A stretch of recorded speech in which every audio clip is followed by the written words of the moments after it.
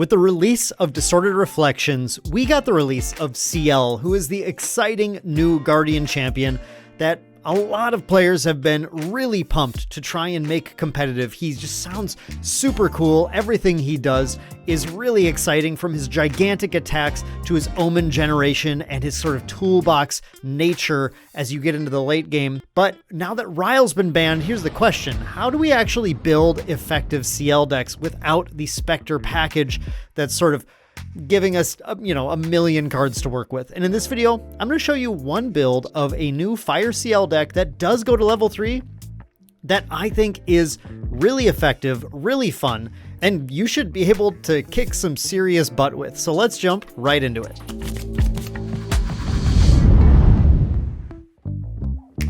What's up, everyone? It's Dan with Main Deck, and welcome back to another Grand Archive TCG deck profile. Today we are looking at what we're calling Fire Siphon Ciel, because there are just so many different kind of Umbra packages you can play in a Ciel list that we have to try and differentiate them in some way. So what we're going to be showing you today is a high power variant of this list. And what I'd love to know from you in the comments is if you want a budget version of this list where I can try and take the cost of the deck down as close to like $100 or below as I can, let me know and I'll do that in a future video. But for this video, this is where you're going to break out your liminal guides, your Cheshire Cats.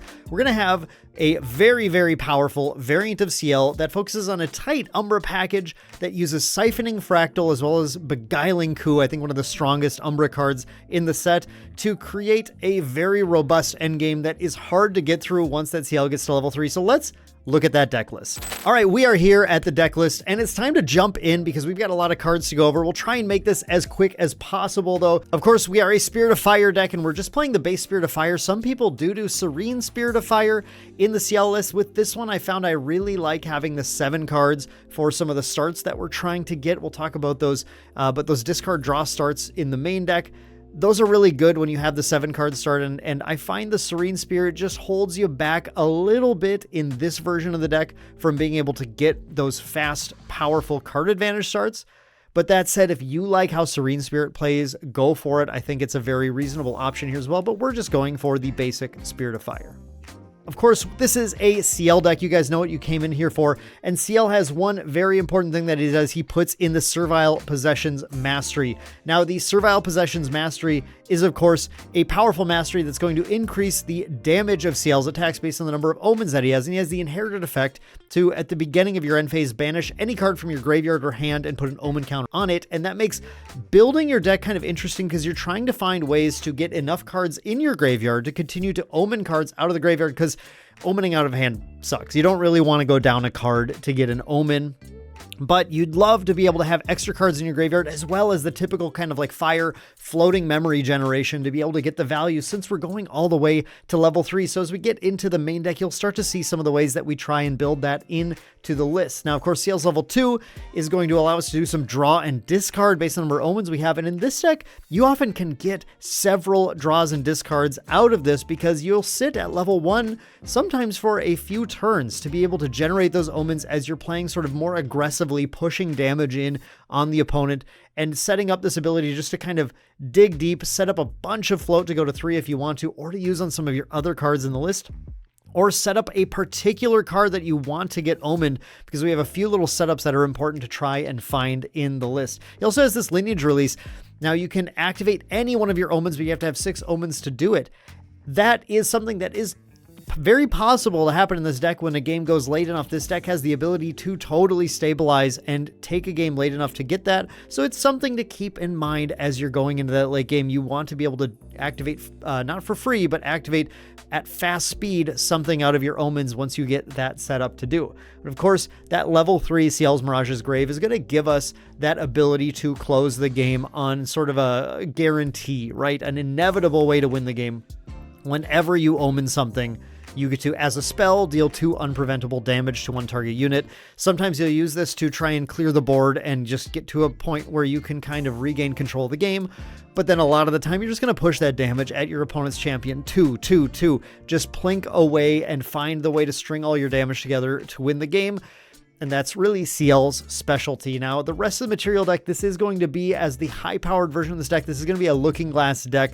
It's an expensive new Divine Relic, as most good Divine Relics are, that has Omni Shroud and allows us to play any distortions ignoring their elemental requirements. And we have a few distortions that we definitely want to take advantage of in this list, starting with the Inert Sword. Now, the Inert Sword is going to just cost us 2 reserve when we materialize it. So when you're going into, the important thing when you're thinking about your lines for this deck, you want to think a turn or two in advance. When you're going into a turn where you want to get Inert Sword out, you have to make sure you keep 2 cards up from the last turn to be able to pay that cost when you play it. But when you do, man, it's a crazy powerful weapon in Guardian. Talking a 3 power, 2 durability when you are that Guardian. That then is going to allow you to also buff up your Cheshire Cats, which is another card that we're looking at in the main deck. And this is going to let you clear boards easily, push some serious damage on the opponent, especially when combined with that Servile Possessions Mastery, giving you at least +1 once you get 1 Omen banished, which you're almost always going to want to go to Ciel level 1 on your turn 2 in this deck, because you want to start banishing omens right away. But then once you're that level 1, you might put out Inert Sword, you might do something like a backup charger, you might set up a defensive safeguard amulet, and you'll generate those omens. And once you do, then you'll have that opportunity to go ahead and like get that Cheshire Cat out, start pushing damage that way, or whatever you want to do. Now, we are playing backup charger in here, of course, because we like to draw cards, and we also do play a 1 of turbocharge, so we can use that power cell a little bit. It's great just to have that. Safeguard amulet, there's a lot of defensive tools you can run right now. I like safeguard because I always have players in my meta playing things like fractals that I want to be able to deal with. But if you want to put Tariff Ring in here based on what you're going to face, totally reasonable as well. Or there are tons of other options, but safeguard, pretty solid right now into a lot of decks, or into those fire aggro decks, being able to stop amount of damage there. Tariff Ring also can do that though, so kind of a pick your poison thing. Chalice of Blood though, Chalice of Blood is a key card, I think, in the Guardian decks for being able to suddenly kind of steal the game out of nowhere. So I love having this in here. This ability to draw 2 cards. You're able to activate this even when you're on level 2 if you need to, but often, of course, you're going to level 3 where you have a lot of wiggle room with the damage. And of course, Chalice of Blood works really nicely with the Devouring Malice we'll talk about here shortly to help you get to that stage if you need to be able to draw the cards. But in this deck in particular, you can take that damage early on, recover a lot of it back after you've drawn the 2, and that really feels pretty powerful. Speaking of feeling pretty powerful, Manxam Armoire is crazy. This card is so easy to underrate in this deck, but one of the main things you can do with this deck is just heavy swing, win the game against some players when they aren't able or don't respect you and don't level up.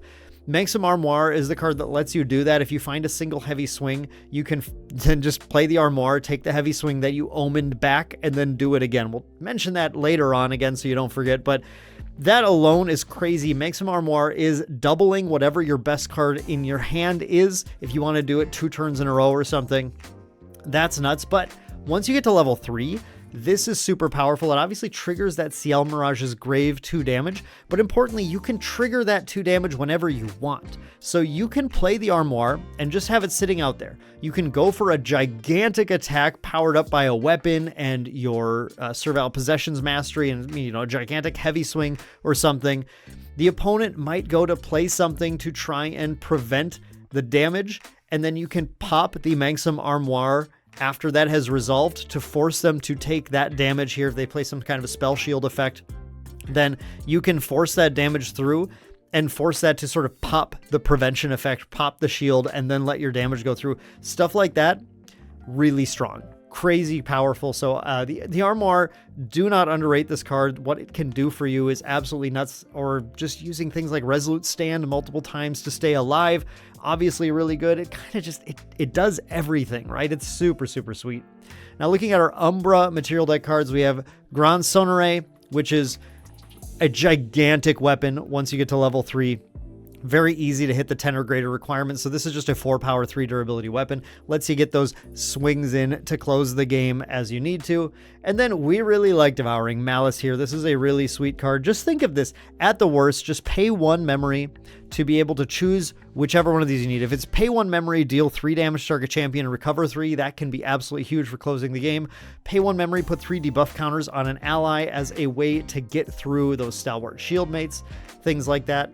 Now in this list here, we don't currently have a Smoke Bombs, and a Smoke Bombs is also, I think, an extremely good card to play in this list. The Malice does a Smoke Bombs effect on smaller taunt units, but definitely would consider throwing one in if you're worried about that as well. I think Smoke Bomb is a huge card to have in the material deck here. If you want to play a little less defensively, a little more offensively, take out that Safeguard Amulet or something, put that Smoke Bomb in, maybe the Chalice of Blood, maybe, but ultimately this is a very tight material list, so it's really tough to. You can also just pull out this Devouring Malice if you're not liking it. I've been having fun exploring this card. I think it's very powerful. I didn't mention the unpreventable damage to draw 2 cards when combined with the Chalice of Blood can give you a massive amount of cards. And then when you banish multiple memory, you can kind of, get multiple of these effects over several turns.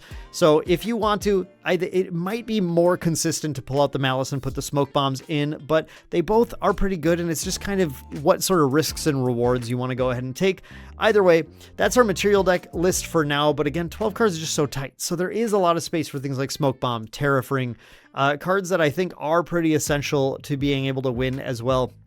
Test what you like, feel out what you think is best, and then tweak it to your liking. Now going into the main deck here, obviously the most important stuff that we're looking at, we're going to talk about this in kind of a very specific order because there are several things this deck does. Your early game is going to be one of 2 starts. You're either going to try and draw a lot of cards and discard a lot of floating memory, gain that value and level somewhat quickly, or you're going to try and do just like a little bit of that while you're mostly slamming attacks in at your opponent, trying to do as much damage as possible. And the deck is able to flex kind of which route it goes based on the opponent's game state and what makes the most sense. If the opponent's just doing slow buildy stuff, playing a water deck, and you can't really safely try and hit them, we'll just try and generate your own value instead. If the opponent is putting a fair amount of pressure on you, you don't have a lot of time to draw and discard, but you can probably kill them faster and just use your Guardian Life to be able to tank through their damage. And in that case, then that's the route you're going to go, or somewhere in between, just depending on what makes sense. But the first thing we're going to talk about is our draw discard package. The big thing is, well, with Rile the Abyss Band, Fire Ciel is Ciel's new special card that gives you an additional sort of creative shock in the list, but only costs 2 instead of 3. But you have to have banished an omen that matches the reserve cost of what you're going to discard to this. So we have picked cards in this list that very specifically hit the reserve costs 2 and 3. So based on things that you might omen, you're able to then discard the right cards to get the full value from Fire Ciel. So Fire Ciel is, of course, like a Creative Shock. We'll talk about those reserve costs in a little bit, but Creative Shock is, of course, our bread and butter. Draw 2, discard a card. You don't get the class bonus. It doesn't matter. This allows you to draw 2, then discard a float, then use that float to level. Fire Ciel, very similar thing, but Fire Ciel costs 2, Creative Shock costs 3. So when you play a Creative Shock, you're going to end up with a 3 cost in your discard pile that you're then going to be able to banish to an omen. So when you want to discard a 3 cost to your Fire Ciel, that's where we're going to have a couple of those later on. Sometimes, though, you're going to play Hasty Messenger instead. You're going to use that to draw discard. When the Hasty Messenger dies, then you might have a 2 cost to banish in your omens. So you want to have 2 cost cards with floating memory to discard to Fire Ciel as well. So looking at our floating memory options, we have Stalwart Shieldmate, of course, a great 2 cost, provides a little defense, can kind of hold the fort when you need to in the late game, especially when combined with Resolute Stand, but otherwise is a great float early on. We also have Reckoning's Wake as another 2 cost. Now this is an Umbra card, but it is a distortion. So you can play this from turn 1 because that Looking Glass is going to come out as a pre-game action and give you access to that. You'll be able to look at the top 4 cards of your deck at fast speed and rearrange them. And then if you ever play a Cheshire Cat, it's actually 5 cards because Cheshire Cat's a distortion as well. But has that float, lets you kind of set up, find the line that you want to early on, find that Creative Shock so you can start going. Pretty often, actually, I'll play the Reckoning's Wake on turn 1, find the Creative Shock, and that kind of sets me up to start playing the game a little more as well, which is nice. When we look at our 3 costs floating memories, we have Gentle Respites, a nice classless floating memory that in this deck, you don't often get to play this and get the draw card into memory effect, so it's usually just going to be discarded to a Creative Shock or a Fire Ciel. And then, of course, we have Liminal Guide, who doesn't have floating memory, but is going to draw a card when you level, so he's like a pseudo floating memory, but also puts a body on board, which is actually really important. He's like better in most circumstances than a floating memory in this deck. And so that's going to be another one, a good one to discard when you omen that Creative Shock instead. We also run 2 Library Witch in here. I would maybe consider running more. Library Witch has been really good as a perfect card to Cremation Ritual that sets up both a 2 and a 3. When you Cremation Ritual this, of course, Cremation Ritual, you're going to sacrifice an ally to draw 2, then Library Witch on death, draw a card. Also has an intercept when you just need like just a little body in the way. But setting those both up allows you to really pick and choose what you're omening to be able to discard effectively to Siphon Ciel based on the floating memory that you have drawn in that game as well. So I really, really like that. Also, just like that kind of later game, I just need a little push. Maybe I play a Cheshire Cat, want to do something else on the turn. You can play the Library Witch. If she isn't killed, then you can Cremation her next turn. You get a lot of value that way. So she's been pretty nice to have just to kind of smooth the deck out. And then now we also, of course, have dungeon guides in this list. All of that stuff was how we're going to get our value for being able to level, but sometimes you just need to get to level 3 right now, and that's what Dungeon Guide is there for. Honestly, you don't do it every single game. I don't think it's always necessary, because sometimes you can generate a lot of float, but also other times the opponent just puts a Censor of Restful Peace in play. You haven't been able to find a Reduce to Ash to deal with it or whatever, or you just decide it's not worth losing a card to reduce it at this point of the game. So you can just say, whatever, I'll just level, I'll just focus on omening and attacking, and maybe use this dungeon guide to get that like slight discount when combined with a Cremation Ritual on the guide or something to be able to get the cards back, where you can try and find a little bit of advantage even when your opponent is playing those cards that are going to shut your graveyard value down. So dungeon guide, always great for that. Now we've talked about Cheshire Cat a little bit here. Cheshire Cat is an incredible card, 3 cost 1/3 Spell Shroud Stealth, has the activated abilities of Distortion and Regalia you control. That isn't relevant in here, but gets plus X power. X is the base power of Distortion weapons, so is a 3/3 Spell Shroud Stealth when you put that Inert Sword into play. That is an incredible beater, very tough to deal with, and a really key part of just being able to push aggro, especially as far as like clearing boards is concerned. Why I'm a little less, feeling like I need a Smoke Bombs in here. A lot of decks that you would Smoke Bombs right now are Seiryu and Genbu decks that might have a way just to negate the Smoke Bombs anyway. But I like having this Cat in here. Cat and Inert Sword lets you just clear a lot of your opponent's Interceptors and Taunters out of the way. Cat's hard to deal with. And then that lets you get your attacks in instead. Cat's fantastic. Now, do you need Cat in this deck to win? No. Cat is not even going to be great every single game, but when you see it and then you can set up that line, Cat into Inert Sword, into swinging for 1,000,000 damage, she can put a lot of pressure on the opponent that forces them to kind of respond to the board, which then leaves them even more open for a gigantic heavy swing on the next turn. So I think she fits really well in here. So part of our pressure package, obviously the Cat. Now looking at our other pressure cards, I've mentioned a few times, but Heavy Swing does 6 damage. That's what it does, but that is so good. It's more than 6 in this deck.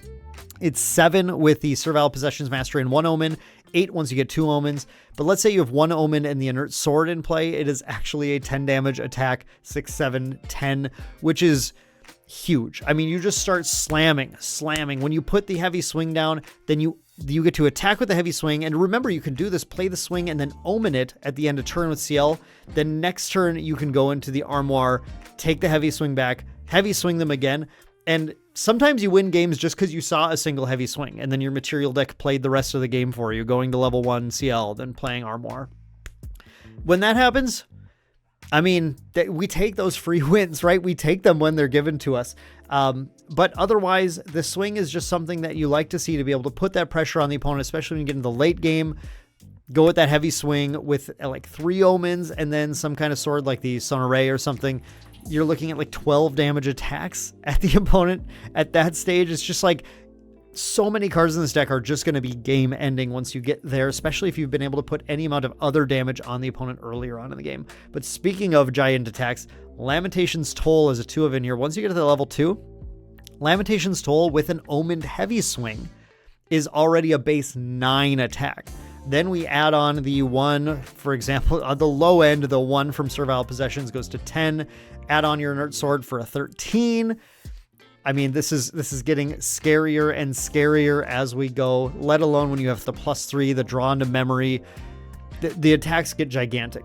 Speaking of gigantic, Flame Sweep is crazy against so many decks. Those suited decks can't keep up with this, the amount of damage this Flame Sweep can do, and that's early on in the game too. Once you get to Ciel level 1, and then you put that Inert Sword out, your Inert Sword Flame Sweep turn to clear the board, that can be turn 3. As a board clear, Flame Sweep does 1. No, you don't get class bonus. Flame Sweep does 1. The Inert Sword does 3, and then your Mastery does the 5th one. So it's a 5 damage cleave on the board. It clears basically anything off of the board. Buffed up Bullfrogs, Frosthorn Paladins, whatever. It all just leaves. Ace Protectors, get them out of here. This kills so many things, so it's been really, really great to have as just a nice tool to use. And it's something where if you need to sweep again later in the game, remember, you play this, then you can omen it, and later on you can Armoire to bring it back once the opponent rebuilds, which is, again, just this strength that Ciel has to be able to double play some of your most important cards in the deck, which is why we do have a number of like these 2-ofs in here that we know when we find one, we can play it a second time still pretty easily, which is nice. So yeah, but it's been massive. If you have a lot of ally decks you play against, you definitely want these Flame Sweeps. Reduced to Ashes in here entirely because your opponent's going to play Censor of Restful Peace against you, and when you have it in that opener, you can just ace the Censor and then move on with your life. It's really, really great to have. Of course, there are little tricks, other decks, Crux decks, hitting Sword of Seeking or something to try and stop them from getting value off of going to Crux, playing those Ghosts of Pendragon. All that stuff can be pretty good too, but it's really here just to kill Censors. That's what it's there for. Resolute Stand, again, a nice 2-of in here that you can use multiple times using things like your Armoire or CL level 2, just to be able to prevent damage. Remember, you can play it on your Shieldmates or your Library Witch to be able to block a lot of attacks if you can trust that that thing is going to survive. Otherwise, just using it on yourself to last a turn is huge, because once we get to this late game that we'll talk about here, all you're trying to do is cling on for another turn so you can kind of clear the board, recover a bunch, and then restabilize, and Resolute Stand does a great job of that. One of Turbocharge, hey, we play a backup charger. We're going to sack the Power Cell to draw cards. That's what that's there for. And then looking at our Umbra package now, the reason we call this Siphon is the Siphoning Fractal. I find this card was like so mega underrated. I'm not the first one to come up with playing this. There are several great players in the game who have been playing these at other events going into this, but this is just kind of a refined version of this list that I like a lot. Siphoning Fractal with the Flame Sweeps, with the Carters that we'll talk about in a little bit, and with things like your Cheshire Cats just swinging and taking things out, or even just like attacks from your guides. Now remember, Liminal Guide doesn't, when it's ephemeral, it doesn't die. Okay, it's instead of dying, it banishes. So that's important to remember both for Siphoning Fractal and Carter. But otherwise, anything else that would die, you Cremation a thing, you're going to get a trigger off Siphoning Fractal. Siphoning Fractal makes it hard for any deck that's reliant on allies to actually get in and keep up with you. And that's exactly what I want to do. It just makes it so that my opponents forget the math all the time. I go Siphoning Fractal, Carters, cleave the board, and drain you 8. Or you take 8, and then I'm going to heal 8 or something. I'm going to heal 12, whatever. You like, based on how big the board is, you can heal a lot of damage with this, because you're going to get both Carters triggers and Siphoning Fractals triggers when things are dying. It's going to cause you to recover twice the number of dead allies and then deal to them equal the number of dead allies plus the cleave attack from Carter. So these two are like a really, really perfect match. Going Siphoning Fractal, then reserve the Siphoning Fractal to play the Carter, then sacrifice the Liminal Guide that you brought out when you went to level 3. You don't get the death trigger again from the Liminal Guide, but you still get the +2, and then you get to cleave for the 4 damage attack, kill everything, recover 2, and then deal 1 to the opponent for everything that you recovered. It's the 1-2 punch, Siphoning Carter. That is really, really strong against those ally decks, or going Siphoning Flame Sweep, like we talked about, also extremely, extremely good. And if they're really ally focused and you have the time, you can set up 2 Siphonings. Game's just done. Your opponent, unless they manage to have the anti-fractal tech or whatever, there's no way they're going to keep up with 2 Siphonings in play if they are reliant at all on allies to win the game. It's just going to be tough. You can even just slam your weapons into their allies, your Inert Sword swing, or your Grand Sonneray, or use your Devouring Malice or something to be able to take their allies out just to get those triggers. You can even just put down your Shieldmate or your Library Witch, and they have to get through it, even if you don't have a cleave out there, and it's still going to do that drain, do that recover, just make it tough for them to keep up. That feels just super, super good. But now when you're ready to just not just stop losing, but to win the game, you gotta play this Beguiling Coup. And so I think that a lot of players still don't fully understand what Beguiling Coup does and the things you can do with Beguiling Coup. Beguiling Coup is a 1-cost attack that has an ability that you activate while it is in intent. So while it's an intent means you don't pay 3 for Beguiling Coup. I think I see some people go pay 3, use it, or some people have tried to use it on the graveyard or whatever. You pay 1 for Beguiling Coup, you perform the attack. Now, while the attack's in intent, you have the ability to, at fast speed, pay 2, banish it, and then switch it basically with an attack from your omens. Then you gain that card's on attack abilities and can choose a new target for the attack. That does several things. Number 1, that triggers your CL level 3, so you're going to deal 2 damage, unpreventable damage to a unit, which is great. Choosing a new target, not as an attack declaration, but as the resolution of the effect, allows you to choose something that other than something with taunt and doesn't allow them to intercept it. So you can get around both taunt and intercept, both of them, with this Beguiling Coup ability because it is changing a target as an effect, not being chosen as an attack declaration, which is when you have to choose a taunt unit or when intercept is going to trigger. But if you have a Beguiling Coup in your omens and a Beguiling Coup that you're playing, you can pay 2 to swap Coup for Coup. That puts Coup back into your intent. Now you can pay 2 to swap Coup for Coup again. Each time you do that, you trigger Ciel and deal 2 damage to something, 2 unpreventable damage as a spell to something. That's going to allow you to, if you need to, if this is how you're going to close the game, just go deal 2, deal 2, deal 2 as many times as you can pay 2 reserve. That is also a pretty powerful line to keep in mind. Now, while it's in your omens and you have no other reserve cost 1 omens, just try and avoid doing that. Actually, I think we took out anything that is reserve cost 1. Yeah, I don't think there's even a way to do that other than having 2 coups in your omens. Then it also buffs your attacks by +1. So the big line to just win the game with this, outside of the fun, like activate Coup multiple times lines, is to go Beguiling Coup, pay 2, banish it, put Lamentation's Toll into play with a heavy swing in your omens, and then that allows you to take that Lamentation's Toll, which is going to be a 9 damage base from the heavy swing plus the 3, 10 from the Coup, plus 1, 2, or 3 based on the Servile Possessions Mastery, plus 3 or 4 based on if you have Inert Sword or Sun Array out and you want to use that. So you're looking at like a 15 damage attack or something that you then get to ignore Taunt and Intercept with and just straight target the opponent. Doesn't even matter if they're Seiryu or Guoja or Genbu or something, you can just ignore it. Hit the Guoja, take her out, 15 damage. If they have something to play to try and prevent damage, you might even have an Armoire in play to go, okay, cool, pop this, deal 2 unpreventable right now. Get rid of that. That's really sweet. That is like the big line. This is like the Shadow Strike-like line that Ciel has, and why Beguiling Coup is a very, very, very, very strong card.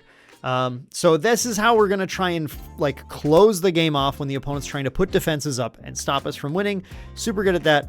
Super good at stabilizing, dealing a ton of damage, drawing a lot of cards, putting on a ton of pressure. Some games you don't go to 3. Some games you just go to 1 and start throwing heavy swings. Other games you go to 3 and you're using all these cool tricks and you're clearing the board and you're going ping, ping, ping, ping, ping, and you're Beguiling Coup for 15, Beguiling Coup for 15, just pushing and pushing until you win the game.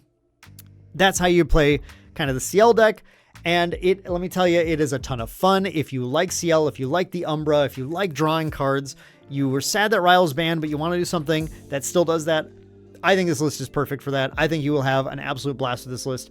But I want to really quick just look at some of the sideboard options. I do think there's a ton of sideboard options you can play based on what you like doing, but let's look at just a few of them.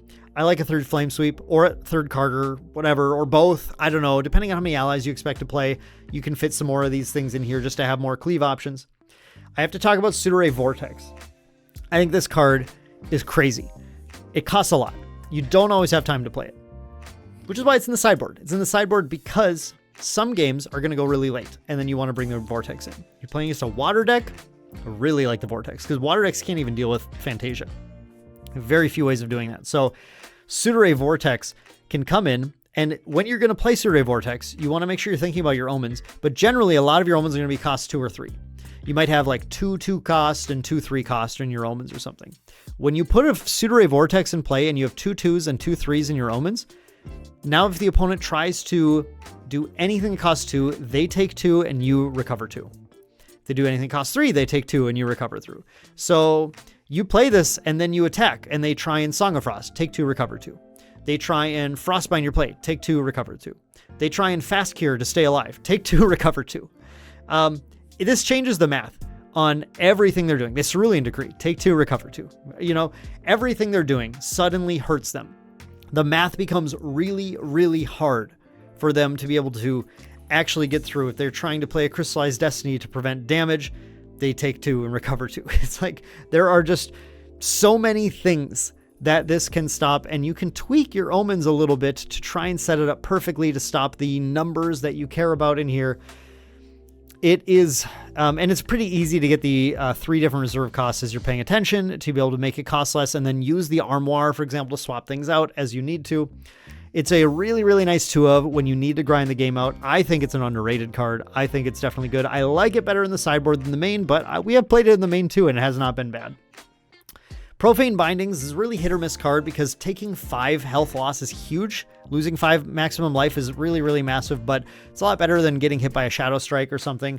I have been also, I think, preferring Crystallized Destiny in the slot, but doesn't stop all the same things that Profane Bindings does. There's more play around Crystallized Destiny. So this is fine here too. I think Blanche also is like a really great choice, especially if you play against a lot of things like Fractals or something where you want to have that. I think you can play Blanche instead of Bindings. Perfectly good. Regal Inquisition, also really good. If you have a lot of Luxem, definitely just put the Inquisition instead of the Bindings. It's going to be better. Yeah, lots of options in here, but Bindings is a good way just to have like a hard negate. Like, yeah, I don't know what beats this, but Bindings probably will help. Is a totally reasonable option. We have Nullifying Lantern in here because, you know, Genbu's back, and let's make their life a little bit harder. Also good against Lorraine decks, some Fire aggro decks. Against aggro decks or Horse and Taxes, actually specifically, I really like Unyielding Wraithguard. Horse and Taxes is still going to try and cause you trouble, so having these Wraithguards in here you can bring in just to have something that really, like, you could put in the way, and it really is obnoxious for them to get through, buying you a little bit of that time, a little bit of that life. I like that a lot too. And Smashing Force is a card I really, really like in here because this is another card that just deals if you know they're playing like a Wind Seiryu list that's just going to put Censor in play right away. You can bring the Smashing Force in here. It does a ton of damage. It keeps your pressure up. It's pretty easy to set up the Fire Element cards to banish to be able to hit things. And they are, you know, going to have trouble stopping the Smashing Force, or if they do want to like Zephyr the Smashing Force, you're still going to push a bunch of Zephyr their Censor in response to the Smashing Force. You're still going to push a ton of damage on them is the big thing. Like keeping pressure up against Guoja or any deck that's trying to protect a Censor means you just open yourself up to heavy swinging them to win, or even just bringing the Smashing Force back and doing it again and continuing to push that damage. I think it's been a pretty underrated card. I like it a lot in here though. And it gets around anything that might be Spell Shroud as well, which is kind of cool if you got those like Diana lovers in there, because it is not a spell and it does deal with something that costs 0. So pretty nice. I actually really like the Smashing Force in here. Give it a try yourself. Let me know. And then I did mention already, Crystallized Destiny, just another key card to have here. A great card for you to be able to armor back and use multiple times against certain decks.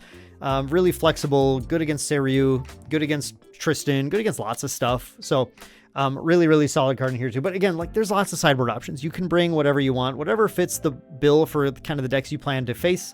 But yeah, that's the list. Flamme Sorcel, powered Ciel, draw a lot of cards, push a lot of damage. Don't be afraid to be aggressive. Some games, like I lost a lot of games early on because I was focusing too much on drawing cards. If you have a heavy swing and you have time, just swing them. Banish the heavy swing as an omen, because now the opponent has to respect that you can just take the heavy swing back. They're going to be forced to play more defensive, and you're a Guardian. You got a lot more life than they usually do. So draw cards, but don't be afraid to push that damage. And then when you get to that late game, it's pretty easy. Get those fractals out, recover a ton to get to a point where it's pretty inevitable that you're going to win. Really fun deck. Hope you enjoy it. Let me know what you think of this list. If you've played similar lists, what your favorite Umbra packages are, or if you give this a try at your locals, let me know how it goes down in the comments below. I would love to hear from you all. And of course, as I mentioned early on, if you want to see the budget version of this list on its own profile, hit me up with that comment. I need to know, because if I know, then I can do it for you. We'll have a Diana list coming up as well soon that I want to make sure I've shown you guys a Water Diana Astra list, so you can see these kind of full starter deck upgrade paths and how to play these champions, these really fun champions, effectively in Grand Archive. But that's going to do it for today. Thank you all so much for watching. Hope you enjoyed that, and we will see you all in the next one.